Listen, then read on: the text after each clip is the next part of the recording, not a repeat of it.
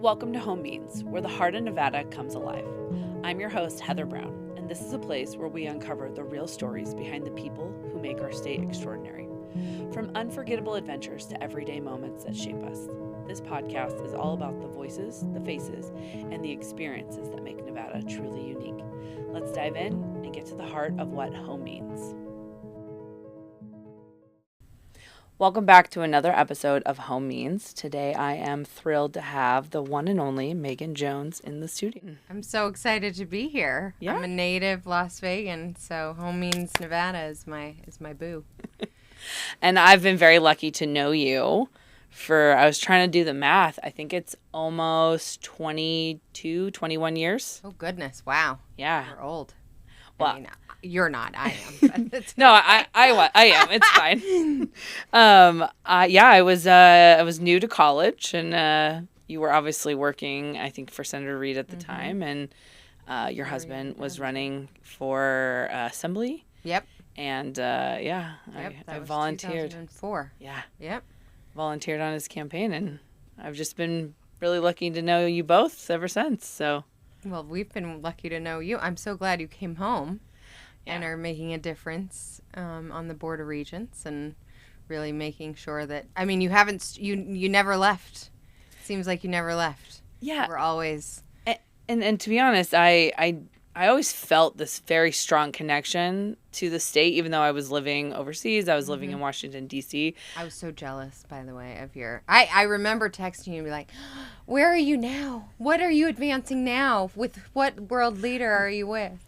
It was... Your life was awesome. So we're, like, so lucky that you would come home after seeing the world. And it was honestly, I felt like I wanted to move back. I was feeling this draw, and I'm glad that I had those experiences overseas in DC, because I feel like I have a very different perspective that I'm able to bring to my work here. Absolutely. And I love that people are very amenable to listening to different ideas. And so, yeah, but for a spell, I spent more days in a hotel than I did in a home, but I'm glad those days are behind me.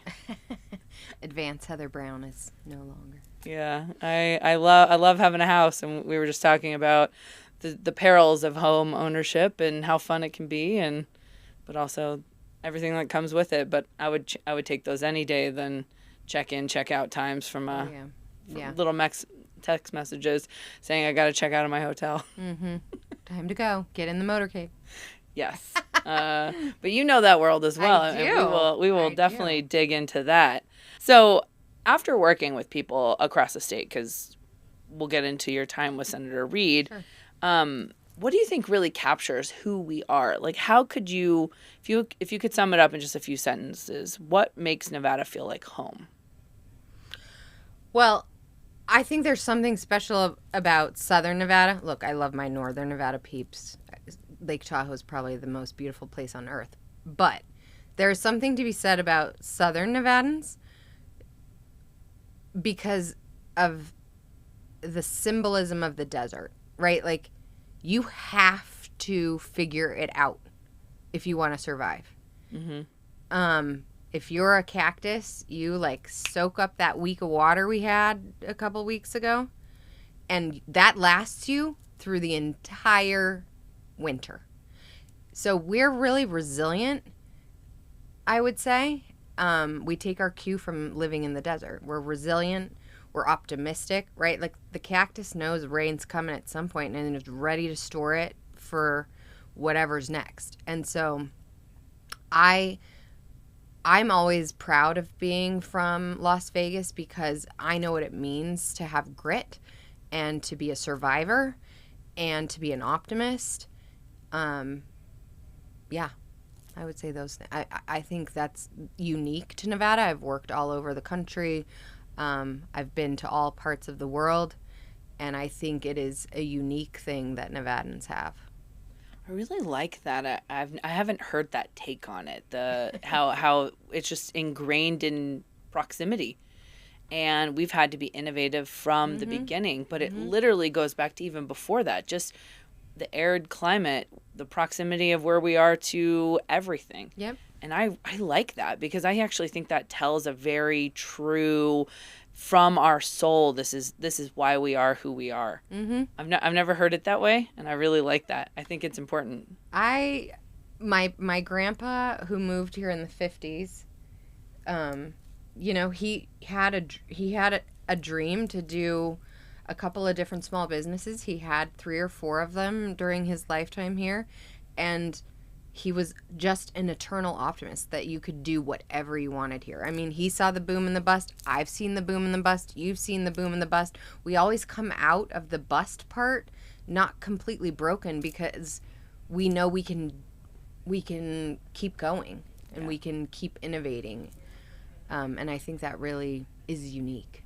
We know that the economy is going to come back. We just have to make it through the dry spell now. Going back to like the nature analogy. And we have to work. Yeah. We work through it. Yeah. We figure it out. We reinvent. I mean, the amount of times Las Vegas has reinvented itself and come out back on top, at least in my lifetime in Las Vegas, has been at least 3 or 4 times. That's a lot for a little town. When I was born here, there's a great exhibit, and, plug for the fact that I'm on the Springs Preserve board, but there's an exhibit that talks about how much water was used in relation to how many people live there, and it has this lovely bar graph. And my year of my birth, I think it was 200,000 people that lived here, and we used X amount of water. And now there are almost 3 million people that live here. I mean, and we're using less water than when I left to go to college, which is crazy. Right? So. No, and I think that's a good example, because we were heading towards, hey, we're growing at a scale that's unattainable for the resources that we have. What can we do? And a group of people said, we've got to invest in water technology. We've got to figure this out. Shout out to our friends over at DRI, where this all started. And then WaterStart spun out from there. But that is a good example of people having that grit and resilience ingrained in them, knowing that we're not going to move our town. We're not going to change our, growth trajectory, but we have to make it more, sustainable. Yeah. And Shout out to Pat Mulroy, the OG of Southern Nevada Water District. She's a badass, and she made sure. I mean, our allotment is still. We need to fight for more water from the Colorado River allotment, but we use every piece of that in the most conservative way possible. I mean, and it's quite impressive. I've had a chance to work with the Southern Nevada Water Authority on the economic development side, and there are just some projects that we can't take, and it's because we have to stay true to who we are. And there's a ripple effect in both directions, and so I'm just glad that we've set standards. I'm glad that we've come together. We were ahead of our time. You mentioned Phoenix. A big differential between the two large metropolitans is that we have a better water plan. Oh, yeah. And people don't know that. They think desert is a desert is a desert. You go to St. George, and they are wasting so much water. Just, an hour and a half northeast of us. I mean, they're as hot as we are. And they are not, and they are growing like crazy. And we use a lot less water than they do. I want to keep talking about this grit and resilience, because I do think that, I've been to all 50 states. You've been all over the country. We've seen and we know people from everywhere. But I do think that there is a theme to who we are as Nevadans. And I'd love for you to share maybe some examples. I know you've been all over the state. And the rural neighborhoods, the tribal communities, the big city communities, we have this like theme running throughout, and I'm just curious through your time if you have any examples of things that you've seen. So one I would also say along with the grit comes this underdog nature. Like, we want to prove the haters wrong. We want to prove people who count us out wrong. And I think one of the starkest, hardest examples, honestly, is 1 October. We are sadly the state with the worst mass shooting in modern history. And what happened post 1 October is nothing short of miraculous to me in many, many facets. One is that we came together as a community. The Golden Knights, that was their first season. They were the underdogs. They kind of rallied, they did rally the community to a place of healing. And we love to use sports in Las Vegas to heal. The Runnin' Rebels, back in the heyday, I was a big Jerry Tarkanian fan and went to every game. We were underdogs then, and it rallied the community. I think Golden Knights, that first season, really made sure that the community had a place to heal and recognize the trauma. But we also did legislation that I don't think anyone would say was possible 10, 15, 20 years ago, and that was passing a background check on all gun sales, banning bump stocks. And, we have leaders in this state. Sandra Hadigi, who was the assistant majority leader, is now running for lieutenant governor. She's a 1 October survivor. She went up to the legislative session and made it her life's work to not just be a survivor of 1 October, but to be a champion for those who might be impacted in subsequent things. She just went to work. And I think the state of Nevada went to work. I mean, even the governor, obviously I'm a separate party than the governor. I work for Democrats, but the governor was the sheriff at the time, and he came together and made sure that we really worked to strengthen gun safety laws. And that, I don't think anyone would have seen the wild, wild west do that kind of work. And it really became a litmus test for the entire country, that if Nevada can do it, if Las Vegas can do it, certainly we can get together and figure something out. Now, we still haven't fixed it as a country, and I think we're a long ways away, sadly, right now. But I think we paved the way in what was probably the most horrific thing we've ever been through together as a community. Yeah, and I was really proud of Nevada in that moment, because it wasn't thoughts and prayers. No. It was actual action. It was, and it had people from both sides of the aisle coming together saying, enough is enough, not in our backyard. Yep. And I'm really grateful, because not only did, laws get passed, but infrastructure was built. Mm-hmm. And then fast forward to the December 6th shooting on UNLV's campus, and the community was they had a plan. They knew how to do it. And it's both sad that they had to have a plan, but I'm also so grateful that Metro was able to come and join the university police and take over that UNLV campus to make it safe and to make sure there were no other shooters on campus. Yep. And, we're getting ready to remember the anniversary here in a few days, and I'm just really grateful that those officers made it. I'm grateful for the police force. I'm grateful that the state and the kindness that came from that. Absolutely. You talked about after October 1, how the Vegas Golden Knights, but after the December shooting, I mean, the NBA got involved and they were super nice and donated tickets to students. Every casino donated. This community will show up in the good times and they'll show up in the bad times. Yeah. And that's when it matters, is the bad times. So I was very proud in that very sad moment to be from Nevada. Yeah. So anyway. Well, and there's very few times, I think, especially, we're going through a rough period in our country's history, right? There's a lot of things that are changing. The fabric of who we are is being talked about. Yeah. And it is difficult to not get discouraged. It's difficult to not get discouraged and not want to be. But I think it is important to remember that when thoughtful people, regardless of political ideology, comes together for the greater good and what's actually right, we can make a big difference. Absolutely. We've done amazing things in this.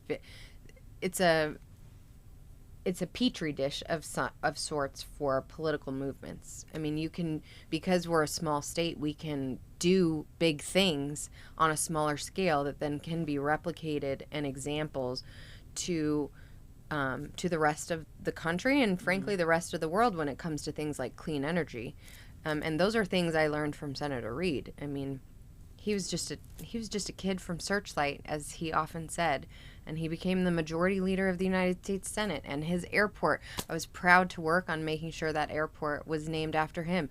We wouldn't have an airport like that as an international destination without Harry Reid. Yeah, and I'm glad you brought him up, because obviously, he's everything. He is a legend, the force, and so much of why we have what we have is because of his leadership. I had the opportunity to interview Senator Bryan, and he told me about some stories of them in the legislature together, and I know they were very close, and I think it's awesome. And I do want to talk about your time on his team. I mean, arguably the Reid campaign team that you guys created was one of the most formidable in the country. And you were a big part of, making it, getting him reelected, making sure that the slates were put together and people were focused on issues and not just politics. And I'm curious what early instincts or lessons from that experience still guide the way that you approach your work today. It's hard to think of a facet in my life that is not impacted by my work with Senator Reid. I worked for him for the better part of 20 years. I started out as an intern for him in 1996. And I was with him until he retired in some way, shape, or form. And I think a couple of things. One, trust your gut. He was big on that, right? He hated polls, which made us all crazy who worked for him. But he hated polls. If the poll didn't match his gut, he wasn't about to listen to it. I mean, he was very instinctual politician. He knew the reason he could trust his gut is because he did the homework. He was the last person, or the first person in and the last person to leave, and he knew every member of his caucus, every member of his team, and he knew what made them tick because he spent time with them. He would call, random friends from 1945 on their birthday, and then I'd see him go out to the floor and wrangle votes for big pieces of legislation. He did all of it. Unboundless energy. And I would say the other thing was loyalty.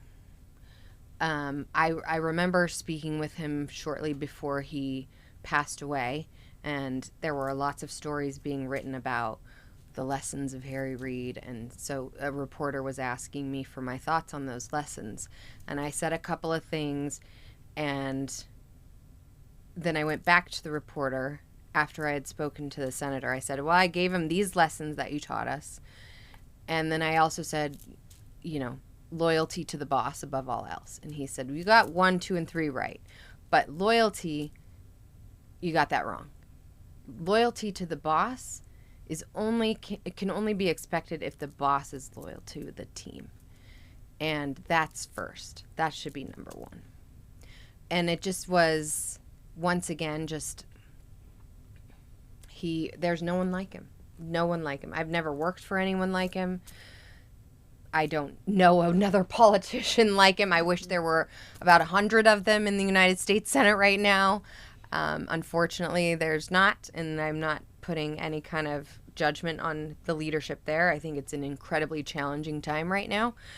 But he was able to get big things done, like Obamacare, which frankly should be called Reid Care, because he worked and negotiated for every single one of those votes because he knew how to get the votes. And he was disciplined and thoughtful.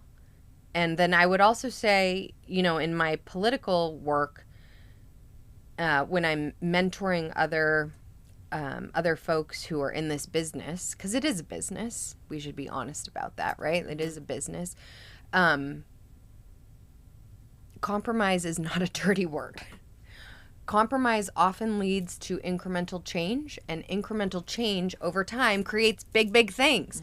You don't get there by saying no or having litmus tests or lines in the sand. Now, you have to have your values and your and integrity matters and all of those things, but that doesn't mean you cannot compromise to get to a shared place of work where we can start from. And I think that we've lost that, both at the national level and sometimes at the state level. When I was a student and I would, my first election I could vote in was 2004 presidential election. And I remember Senator Reid was on the ballot. Yep. And I remember going to an event, and, I was a political science student, so I was learning about different, historical figures and just different ways of thinking. And I remember thinking to myself, like, that's a statesman, right? There's politicians, and then there's a statesman. Yep. And when I moved to D.C. and was lucky enough, he was a majority leader while my early years there. And I just remember thinking, like, how proud I was that this champion of the values that I believed in was at the helm of his party, my party. And I really just felt like I was so proud that he was from my state. I was so proud of the way he carried himself on Capitol Hill. And then he'd come back here, and he was just the consummate statesman. And I didn't know him in the workplace that you did, but as a young person that wanted to make a career in this space, he was the best example. And I feel so grateful that he was my senator at that time, because I learned a lot through my time at Young Democrats. Yeah. And, it just, look how lucky Your podcast. Yes. I mean, he loved being majority leader for sure, but he loved Nevada. Home Means Nevada was a big deal to him. We sang it all the time. As you are well aware, the Killers, I was the Killer Whisperer, the Killers Whisperer, because they're OGs of Nevada too. Their managers are all born and raised in Las Vegas, and some of them went to Clark actually. And so we would call them and be like, "Can you sing Home Means Nevada at Tahoe Summit for us this time?" They never said no. Oh, I love that. And he loved it.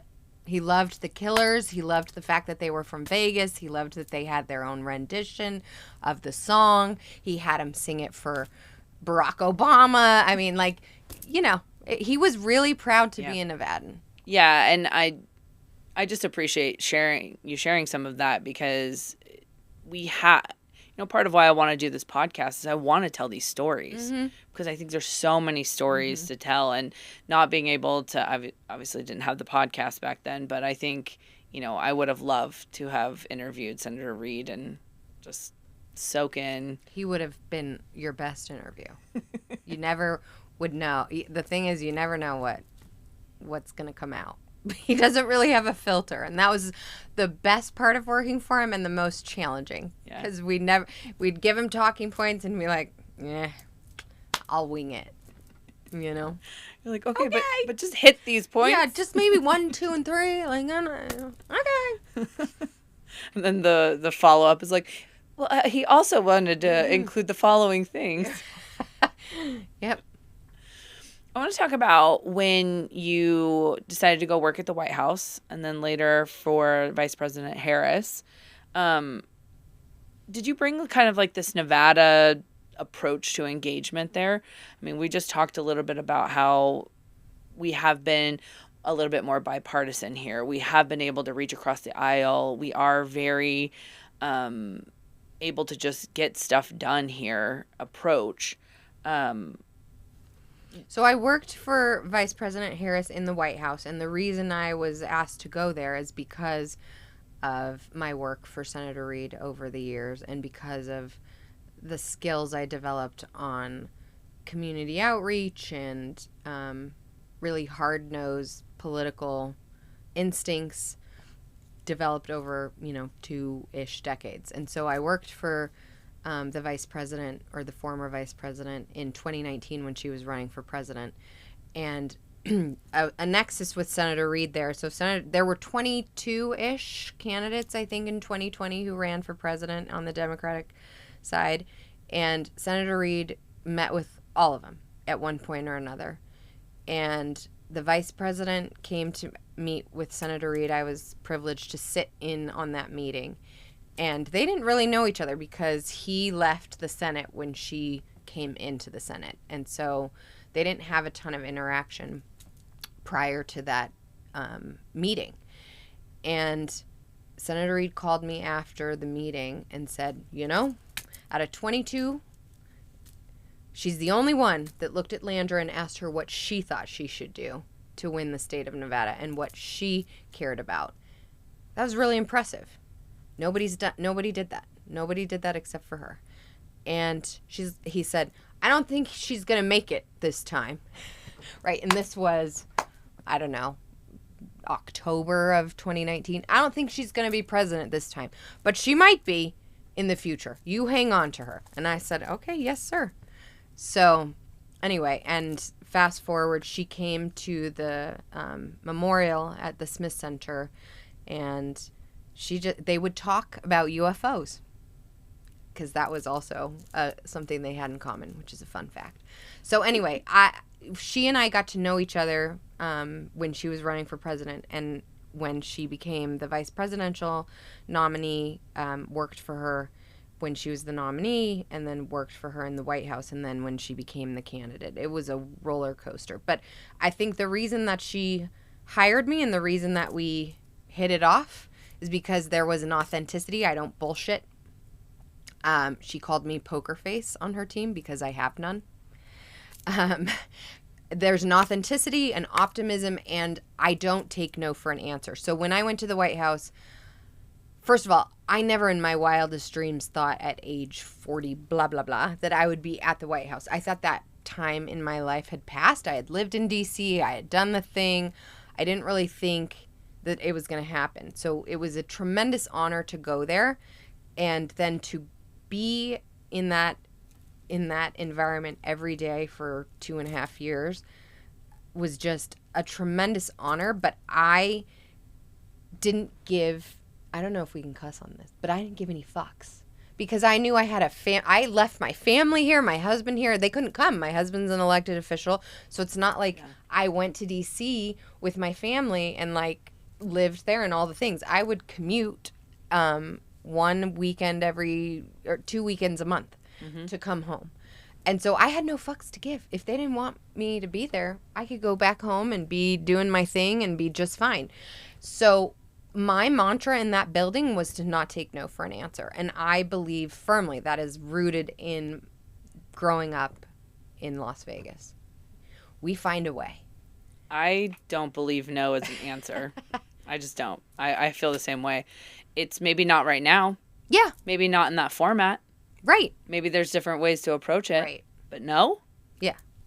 No is ridiculous. If it needs to be done, and it needs to be done because it's furthering an objective, frankly, I'm on the political side. I'm not a policy person. But if it furthers an objective to help the American people in that specific instance understand the policies that the Biden-Harris administration was working on behalf of Americans, then we have a responsibility to communicate it so that voters understand what we do. And then we can turn around in the campaign, blah, blah, blah. But I just didn't, if I thought it was a priority and my boss felt like it was a priority, then we figured out how to make it happen. And government that building doesn't really work that way. So I ruffled some feathers, but I also feel like I made a difference. And obviously, ultimately, the election results are the election results. It was tremendously disappointing, but I know that I was part of history, and I'm really grateful that I was able to do that, and I was really grateful to have a firm state's perspective both in the White House and on the campaign.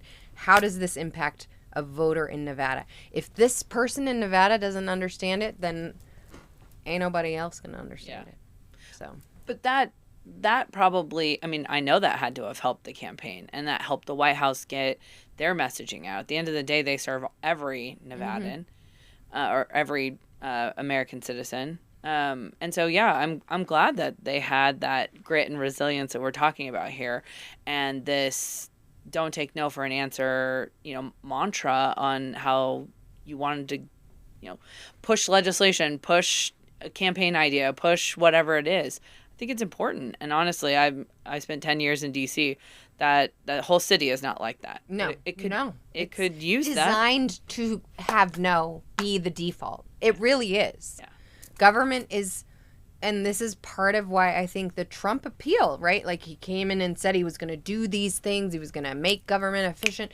That's appealing to people because they do see in their local government and they're like, what does government do for me except tell me no, or it's going to take 10 years for this road to get fixed, right? Like it's appealing. Now he doesn't follow through on anything he's saying at all. Because he has no moral compass. That's a different conversation. But the appeal of saying, hey, government doesn't work for you resonates because they don't see it on the regular. And so, yeah, anyway. Well, I'm going through something similar right now. There is an initiative that we really do need to focus on for one of our institutions. And I talked to the president, and they told me it wouldn't be done until 2029. That's four full years from now. Yeah. And just very comfortable with that timeline. I'm not comfortable with that timeline. Right. I don't feel like that should be it. But when you expand that out to healthcare, or the economy, right? People 4 years from now, I need a solution next week because that's when I have to pay this bill. I have to go to the doctor's appointment. And so I think this is where government and everyday life really do lose, they're not lock and step because they do function on two very different timelines. And it is fun. Bringing up Trump is a really good example of he didn't live in reality in what he was promising. He didn't have the mechanism behind, his words to actually execute, which is why we're not seeing it happen. Well, he executed. He got rid of half the federal workforce. But what did that actually do for us? I mean, they're all hired back at this point. They're all, right. I mean, and also they're people who pay taxes and pay into the economy. They're workers. And the largest employer in the country is the federal government. You can't just summarily dismiss them because you think it's going to fix this efficient. It's bananas. It was a solution. Let's be honest, DOGE never made sense. No. Because every agency already has an auditor. And so if you really wanted to say, hey, I feel like we're being inefficient, go to the auditor and have them do their job. Have them figure it out. Give them, hey, I have these following questions. Can you answer them? Not slash and cut and burn and destroy. And then what? Weaken our soft power. Make us look messy. Realize that we fired all of our nuclear engineers that are now going to go work for other countries. That's not good. Yeah. And then, oops, my bad, we have to undo it. The FDA, we have nobody to inspect the food, and now we have all these. You could go on down the list. It's ridiculous. The Department of Education. There are definitely things like, especially in this town, when this state, 83% of the land is owned by the federal government, and it's very difficult to get things like affordable housing done or building schools or whatever it is, right? Like you got to go through these crazy NEPA processes and all of that. And I'm an environmentalist to the core, but I do think we need to make some compromises, again, with the dirty word, in order to make sure that we grow sustainably and efficiently. We can't continue to do things the way that we've always been doing them. And so, I mean, even in California, which is our liberal nemesis on some things, but Newsom also was like, okay, fine, enough is enough. Yeah. Well, and we want people to move here. Yeah. We want them to raise their family. You're currently raising a family here. This is a place where we know a community can thrive. We know family units can, find that good job, go to good schools. They can't live anywhere if the yeah. median house is $400,000 or whatever it is now here. That's insane. Yeah. That's truly insane. And it's getting worse because of the land. Yeah, and we've got to figure it out. Yeah. I mean, we already talked about water. We figured out the utility side of it. But now it's the land availability, and then, we're out of land by 2030. And that's just going to make things go, higher, prices go higher because, builders are going to look at this and say, hey, if I can only build X number of more homes, I got to make sure that I can pay my shareholders and everybody else in the subsequent years. Yeah, I think it's 86% of our state that is owned by the federal government, which is wild. Yeah, second only to Alaska, I think. Wow. It's bananas. I want to talk a little bit about, you co-founded Bottega Exchange. Yes. And obviously this has become home for so many women in the Valley. And I'm just curious what inspired you to build that space and what gap was it filling? So my best friend and I, who, since we founded Bottega Exchange, she passed away last year. From breast cancer, stage 4 breast cancer. So Bottega is a little hard for me right now because she's not there. And she was really, really passionate about making sure that we built, again, a theme, a place for community. And so I have to do it in her honor. But it really just honestly came out of a space of her and I wanting to be able to work together on a day-to-day basis because she's in a creative field or was in a creative field and I was in this political field. And we wouldn't see any spaces for people like us. So, if you're a small business entrepreneur, creative, she was a graphic designer, interior designer, all these things, and she was a solo entrepreneur. And she wanted a professional space to meet people. And she didn't want to pay for WeWork. No offense to WeWork. It was kind of very male energy. Yeah. And so she and I just created a living room, basically, with offices. And I, on my hand, in the political space, you'll laugh because you understand this. I don't know if your listeners will understand it, but if you work in a campaign, your office is shit. It doesn't have anybody cleaning it. It doesn't have one nice piece of furniture. The desk is a card table usually. The coffee machine is shit. I mean, it's terrible. Like a vacant storefront that you can rent for 5 months. Right, and it's usually in some terrible neighborhood. So I was like, it's not right? This is a business. You take the amount of money that we spent on the presidential and it wraps the globe, I think I heard the other day, 6 times. So we can afford to put political talent in a space that makes them happy and feel professional and feel part of something.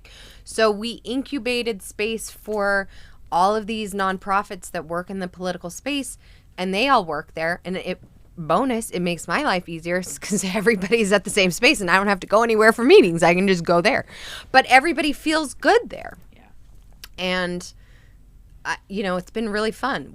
During the pandemic, we pivoted like everybody else and had pop-up shops during the year to showcase local talent. And we got to know there's such tremendous talent in this town. And Bottega has been a space where we can collect it, be a collaborator with it, and showcase it. And I hope that I can continue to do that in Kelly's honor.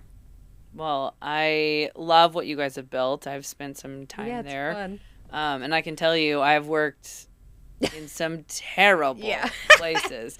So as you're describing it, I would have given anything. And when I was put in the middle of Pocatello, Idaho, to have a place like this and not be a broken door where you hope it gets latched right at night. And basements. Yeah, I've been in some scary places. So I'm glad that you've created something here in Las Vegas that can, bring people together, that they're just happy to be there, especially if you're spending 16 hours a day on a campaign. Yeah. Or you're building your own business or whatever.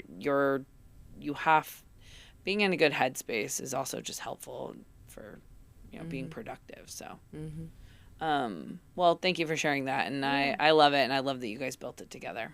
Me too. I have enjoyed you so much. I have always enjoyed you. And this has just been a really fun Thank you. Conversation. Before I let you go, we're going to do some rapid fire. Yes. I heard about the rapid fire. I'm ready. You ready? I'm ready. Okay. What is your favorite local restaurant? Okay, so this is the only non-rapid fire response because my family's huge foodie. My brother owned a restaurant here for 15 years, so up until last November, I would have said DW Bistro because it's the OG brunch place, and he did that for 15 years. But he closed it because he wanted his weekends back, so I don't blame him. But I think I could list 20 restaurants like that. But I'm gonna go with an OG, and I'm gonna say Nora's, because when I was a kid in high school, Nora's was the fanciest restaurant we had. Nora's, love that answer. So good. 2, must-visit spot for newcomers. Newcomers who are moving here? Oh, Super Summer Theater at Spring Mountain Ranch. Best outdoor activity. I would say Lake Tahoe, because I'm gonna be Northern Nevada. Gonna give some Northern Nevada love. Lake Tahoe. What's a hidden gem in Southern Nevada? Newspaper Rock at Gold Butte. That's cool. What's your go-to coffee spot? Mothership. Juani Romero is a badass queen, and that coffee's delicious. Yeah. What's your favorite place to unwind?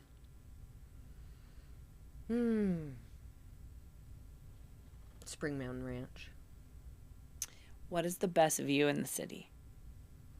So my dad always took us to the parking garage at the Palms to watch the fireworks. And so it has pretty good view on January 1st. What is your favorite thing to do on the weekends?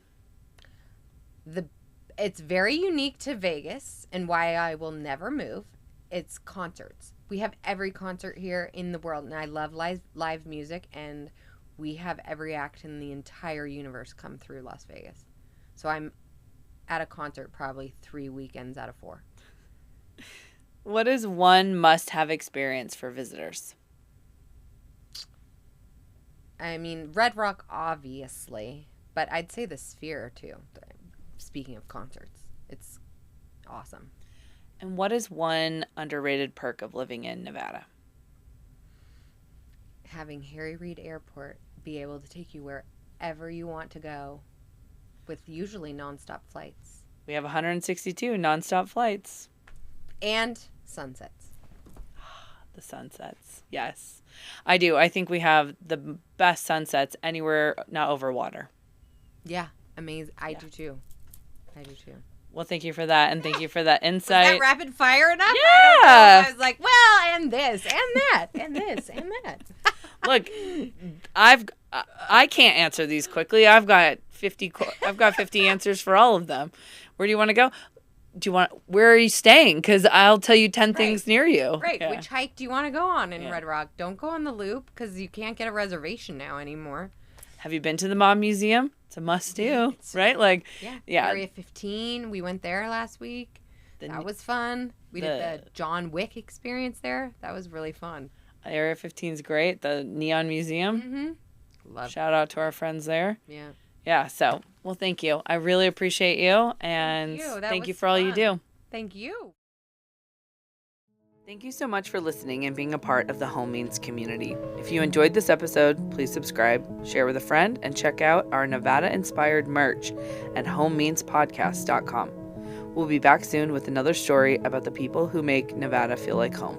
In the meantime, thank you for being part of the Home Means community.